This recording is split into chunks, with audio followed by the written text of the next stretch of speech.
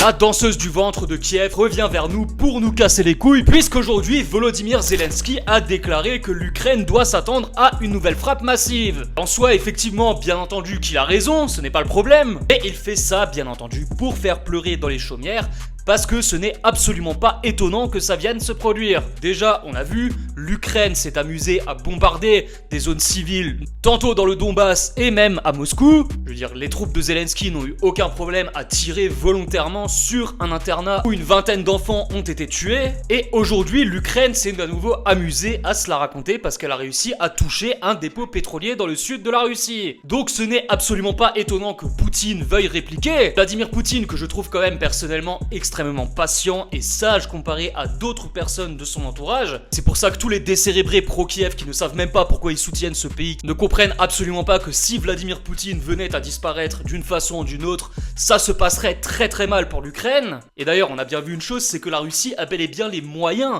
d'encore frapper l'Ukraine massivement. Contrairement à tout ce qu'on nous raconte, où on les explique à peu près tous les jours que l'armée russe est à terre, que l'armée russe n'a plus d'armes, plus de munitions, plus d'argent, plus rien.